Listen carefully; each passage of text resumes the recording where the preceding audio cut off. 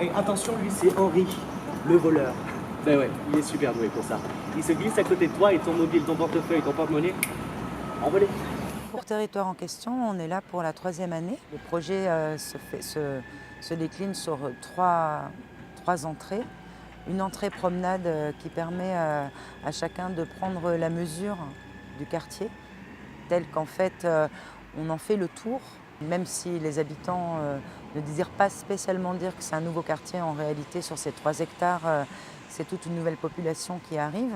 Donc du coup, la proposition de la promenade, c'est d'en faire le tour et à un moment donné d'entrer dans ce quartier.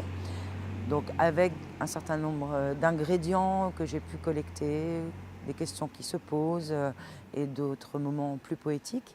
Et puis la deuxième partie étant plus des fragments d'images qui ont été collectés au moment de la transformation et de mots, etc. Donc qui sont plus des éléments que les habitants ressentaient par rapport au lieu, donc il y a 2 ans ou l'année dernière. Et puis la troisième entrée, c'est une proposition théâtrale qui dure 20 minutes. Moi, c'est Steph. Putain de prénom à la con. Hein. Bon, pour faire genre, je suis d'ici, mais je suis pas d'ici. Non mais qu'est-ce qu'elle me veut cette fille là-bas? Regarde. Le garçon qui veillait, ça s'appelle comme ça, c'est Emma Drouin, qui est la directrice artistique de la compagnie Deuxième Groupe d'Intervention qui l'a écrite. Et en fait, c'est suite à des temps en fait, de résidence au sein du 13e arrondissement. Ça fait 3 ans en fait, qu'elle vient avec la compagnie dans ce lieu, la rue Brillat-Savarin.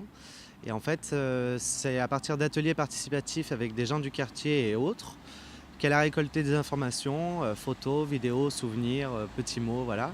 Et à partir de ça, elle a écrit une pièce qui, je pense maintenant, on peut dire, fait partie de notre répertoire, où c'est une fiction tirée de tout ce matériel qu'elle a pu récolter. Alors c'est une fiction qui parle d'un jeune qui aurait habité dans le quartier, on va dire ça, et qui aurait vu toutes les transformations. C'est un peu le but de On écrit sur tout ce qui bouge, c'est-à-dire l'intervention qu'on fait ici, c'est-à-dire les transformations du quartier.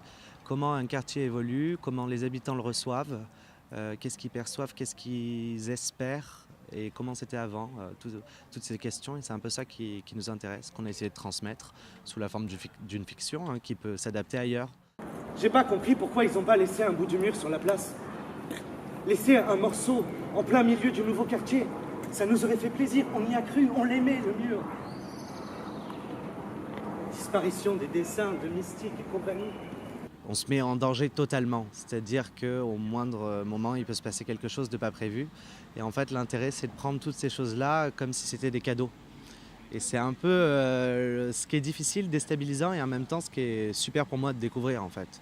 C'est un peu pourquoi j'aime travailler avec Emma, c'est parce que je découvre ces conditions de jeu et ça me nourrit, en fait, à un endroit où je pourrais pas me nourrir autant en salle, à cet endroit-là. Et puis après, quand on parle, qu'on joue dans un lieu qui est déjà chargé de cette histoire, il y a quelque chose qui joue pour nous un peu. On n'a pas un décor en carton.